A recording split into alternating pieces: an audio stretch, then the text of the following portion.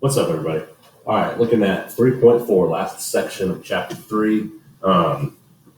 Sometimes can be the hardest, but it's not that bad, okay? If you try to read through the book, it looks really hard the way the book presents it, but it's actually not as difficult as it looks.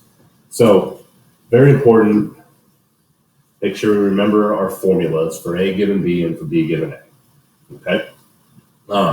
So, you're going to be using those formulas as well as tree diagrams to do the stuff in this chapter.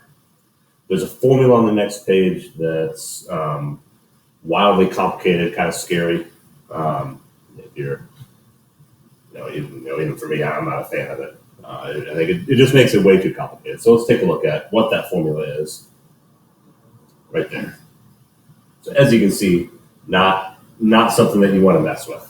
Okay, if you don't have to use that, you don't want to use it. Right? You can look at it, try to decipher it, but you don't really need it. Okay. So again, if you just keep in mind using trees and using what we know about conditional probability, you can do everything without. You're still kind of using the formula, but you don't really know it. So we'll get an example here. So Ray's Music Exchange in Calumet City, Illinois. If you know that movie reference, bonus points for you. They place 80% of special orders for CDs to a distributor in Illinois, in Joliet, Illinois, the remainder to a distributor in Chicago. And special orders are always shipped next day delivery, but they don't always get there on time. Which is, if you guys ever order stuff online, you probably notice things don't get there on time. So it says shipments from Joliet are late 5% of the time, shipments from Chicago late 10% of the time. Okay, so if a randomly selected special order arrives on time, what's the probability it came from Joliet? So first thing I always like to do is write what I'm trying to find. So my given in this case, it says if a randomly selected special order arrives on time, that's my given. Right? We're told we know it's on time. So I'm sitting there and at Ray's Music Exchange. I've got my CD that got there on time. So that's my given. Okay, so basically, given that it was on time, what's the probability that it came from Joliet? So that's what we're going to be finding. So let's make a tree diagram here. And sometimes I think the trees are the hardest part. So if you remember from the last section, the second part of the tree is always a conditional one, conditional upon the first. So in this case, the one that's not conditional upon anything is where are we ordering it from? Okay, so I'm either ordering it from Joliet or Chicago. That's where we start. Okay, neither of those depend on anything else. That's just my initial stage. So 80% are from Joliet, 20% from Chicago. Then my conditional part, if it's given it's from Joliet, what's the probability that it's on time? So on time or late. So O will be on time, L will be late. So Joliet are late 5% of the time. That means they're on time 95% of the time. Chicago's late 10% of the time. That means they're on time 90% of the time. So each little part has to add to 1. So now, in last section, the only things with conditional we looked at was when we were given the first part of the tree. Okay, so if I said, given it's from Joliet, what's probably it's on time? That would just be the 0.95. Okay, now it's flipped. That's what these Bayes probabilities are. It's basically you're given the second part of the tree and you're finding what's the probability that it came from the first part. So what we need to do, think about what our given is first. So given that we're on time. So if you remember what we talked about with conditional probability, that's my denominator. So basically the outcomes that had on time, those make up my denominator. So which ones were on time? Well, this one was on time. That would be one outcome that was on time, right? This would be my other one. So that's my denominator, those two outcomes. So 0.9 or 0.8 times 0.95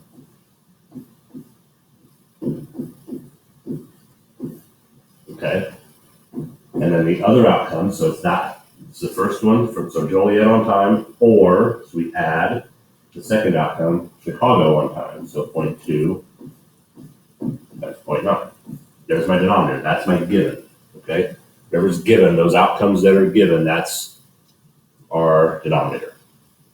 Numerator, it's out of those, so out of the on time ones, so out of these two that we circled, probability from Joliet, well, which one is the one from Joliet? That's this one. That's my numerator, okay? 0.8 times 0.95. Right, and then, this is one, if you're taking an IU exam without a calculator, you're not going to have to try to multiply these complicated decimals and divide. But anyway, it comes out to be 0.809 if you did. Okay. So again, whatever's given, that's your denominator. Then the first part, our probability, it's out of the on time, which we're from Joliet. Okay. So it's like basically, we don't care about anything else on the tree. We don't care about the late outcomes because all we're told it's on time. So these late ones, those are meaningless to us. Okay, so I just look at the ones that were on time. All right, so that's one example. So now another example here, a little different. So you baseball players that are in here, I like to label ball buckets, infield, outfield, and all kinds of stuff. So in this case, we're going to say we have one bucket of baseballs that I have labeled infield as 3 Wilson brand balls and 2 Diamond brand balls. The other bucket has 2 Wilson balls and 1 Diamond ball. Those are just baseball brands. Experiment consists of flipping a coin once.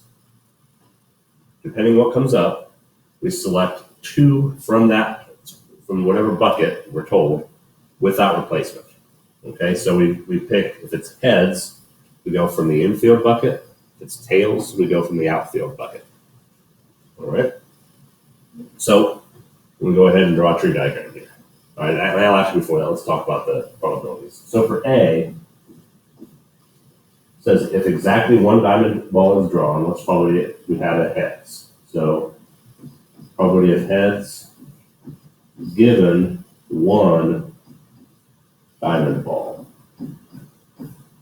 Okay, for the second question, it says if the second ball drawn is Wilson, so given the second ball is Wilson, what's the probability that we had heads to start with? Okay, so those are the 2 probabilities we'll find. So let's draw our tree. So we start off by flipping a coin. Coin outcomes can be heads or tails. It's a fair coin, so it's 1/2 and 1/2. And I'm going to go ahead and use fractions on this one. Just because my numbers are a little smaller. On the last one, if you wanted to use fractions, you could, but you'd have pretty good sized denominators. You could do it though. Maybe if you had to do something like this without a calculator, fractions would probably maybe be a little easier. I don't know. But anyway, so 1/2, 1/2 on my coin flip. So if it was heads, we go from the infield bucket. So that's that. So we either have a W or a D. There's 3 of the Wilson ones, 2 of the Diamond ones. So the probabilities of each of those, since there's 5 total balls, will be 3/5 and 2/5. And then this is without replacement. So once we draw, it's gone. So and we're drawing 2. So this part, we've taken out 1 Wilson. So now I only have 2 Wilsons and I only have 4 balls left. And then same with the Diamond, 2 out of 4. So we haven't drawn any of those yet. Okay, for Diamond, same deal. We either have Wilson or Diamond. Okay, but now I still haven't, if I'm on this part, I haven't drawn a Wilson yet, so I still have 3 of those and 4 left. But I've taken 1 of the Diamonds, so I now only have 1 of those and 4. Okay. If we got tails, we go from the other bucket. So I now only have 3 to choose from. 2 of the Wilson, 1 of the diamond. So that's 2 out of 3, 1 out of 3. And then